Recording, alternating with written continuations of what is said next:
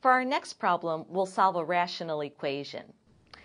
Notice in this equation, on the right-hand side, in the denominator, we have x squared minus 9, which is the difference of two perfect squares. So we're going to factor that when we start. So on the left-hand side, we'll leave this alone.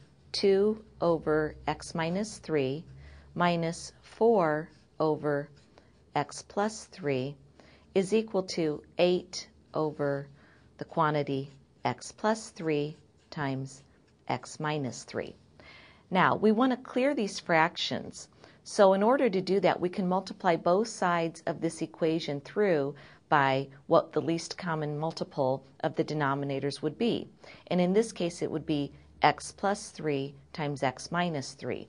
But before we do that, since this is a rational equation, we want to make sure we take a look at the restricted values and determine any values that we cannot let x equal. In this case, we cannot let x equal positive 3 or negative 3, because if we let x equal positive 3, in our first fraction, 3 minus 3 would give us 0 in the denominator, and we cannot divide by 0. And here in the second fraction, if we substitute negative 3 for x, that would again give us 0 in the denominator. So it's a good idea just to keep in mind when you have a rational equation, keep in mind what your restricted values are, remembering that 3 or negative 3 in this case cannot be part of the solution set. Now let's get on to solving the equation. So we're going to multiply both sides of this equation through by what we just talked about, the quantity x minus 3 times x plus 3 on both sides. And when we do that, we're going to have x minus 3 times x plus 3 times 2 over x minus 3.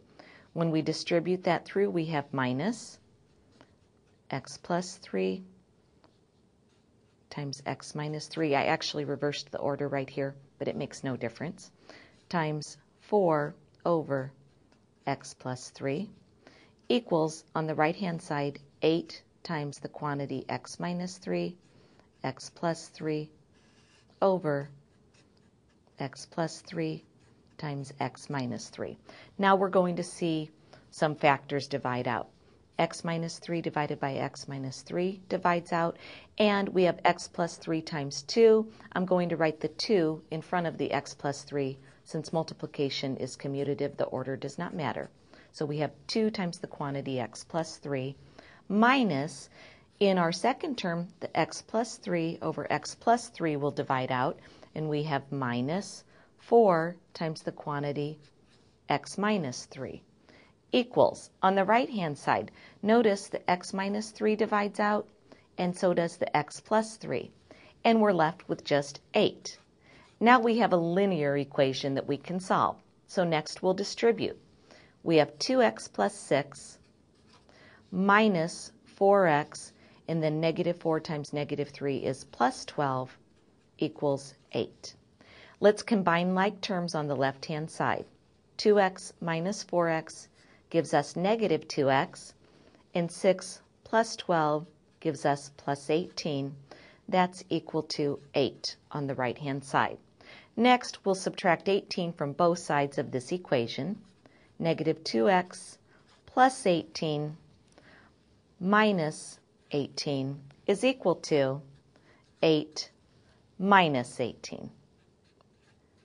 When we simplify this, now we have simply negative 2x on the left-hand side is equal to 8 minus 18 gives us negative 10. Our last step is to divide both sides by negative 2, and we're left with our solution. X is equal to positive 5.